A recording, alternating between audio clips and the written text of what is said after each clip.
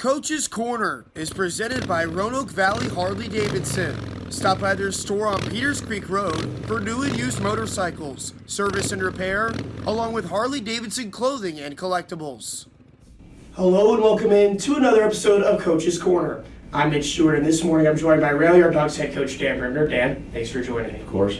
Another really strong season for you guys. You guys have had now a few days to kind of decompress a little bit, get some relaxation under you, and start looking ahead at next steps. But before we look ahead too much, I want to look back just at this past series against the Huntsville Havoc. You guys come very close to a third consecutive trip to the President's Cup final. What were some of those deciding factors that kind of pushed the Havoc across the finish line in that series? I thought they were just more consistent in what they were trying to do. They were an up and down the ice kind of team. They were pretty dynamic on the rushes. Their D weren't looking to do much with the puck, but they were looking to get it out of the zone as quickly as possible. And then their forwards with some speed put pressure on our D. We just didn't.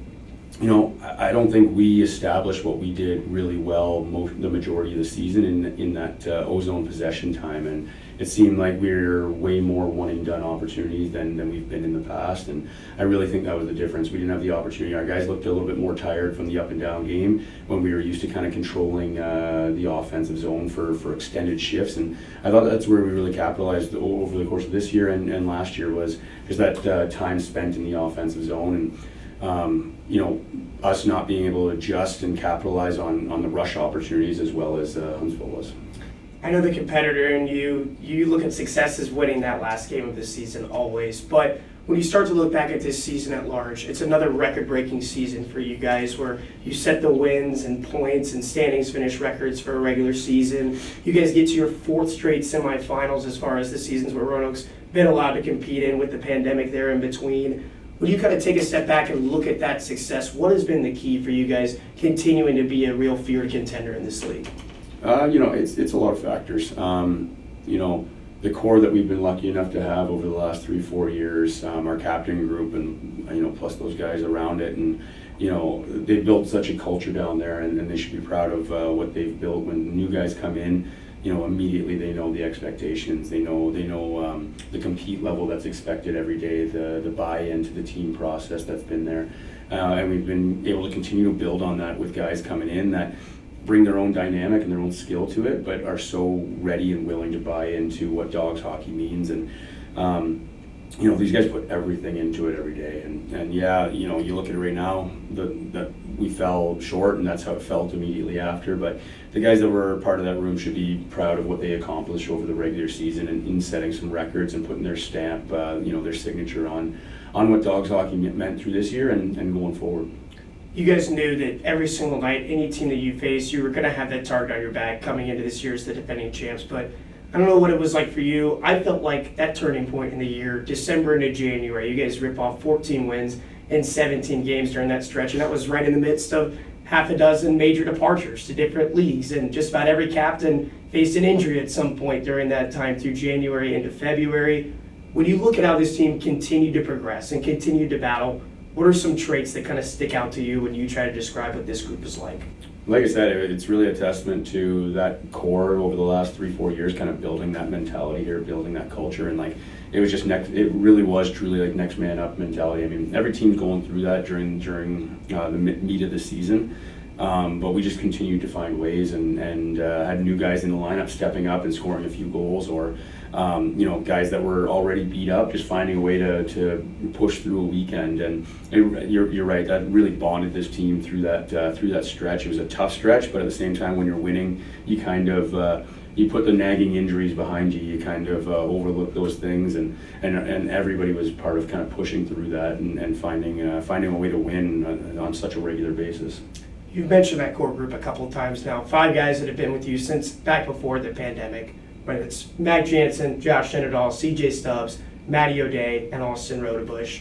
We'll obviously have to wait for them to make their decisions on their futures and give them the time to make those choices. But when you think about that group and what you guys have been able to accomplish together over these past few years, what does that group mean to you? Everything. And, talking to each and every one of them in our exit meetings we had this week, it's like from here, coming in 6-7 years ago or whatever it was, I had an idea of what I wanted that room to be and what I wanted this team to be and everything. And I can think that and want that all I want from the room here. I don't spend the time in the locker room the way they do. I'm not the guy on the ice during game, during practices, showing what that means and have those guys buy into what that means. Everything that the Dawgs have accomplished up to this point, they should know that they're a huge part of building that foundation. And whether they're playing longer or not, they should understand for years to come, they should be proud of what the Dawgs are going to be doing in the next few years, because regardless of here or not, they're a big part of how it started and how it's gotten to this point. So can't thank that group enough and everything that they've put into this organization and building the culture that we've been able to build over the last few years. I know your wheels are already turning on next season. You got a few weeks before you got to get that protected list in, but how do you think this regular season, this playoff experience, can continue to push you guys forward into what you hope is another successful campaign starting up in the fall?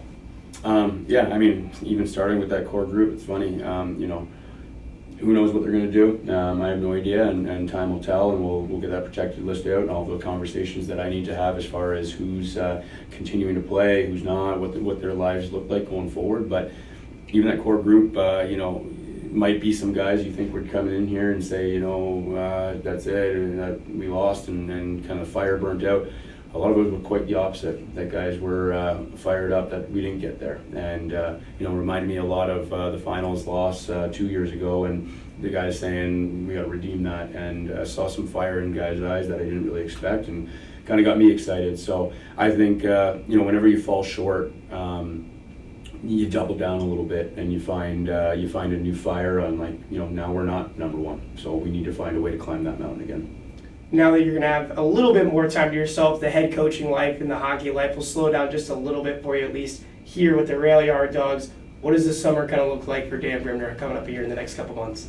Yeah, I mean, it's a little different getting out this early, and I said it last year, the last 2 years, it's like you get done, and it kind of blew me back that I was getting emails for a protected list already, because it was like, oh, already, it's kind of strange, but now there's a couple weeks for that, and my wife and I have some plans over the next little while, but we want it kind of a low-key summer too, where just a little bit slower. I'm going to still have my involvement with the VYHA, the youth hockey here, the VHL, my training company. So there's tons of hockey to be had. I was on the ice at 5:30 this morning actually, so it doesn't really stop, and it's awesome to see the passion.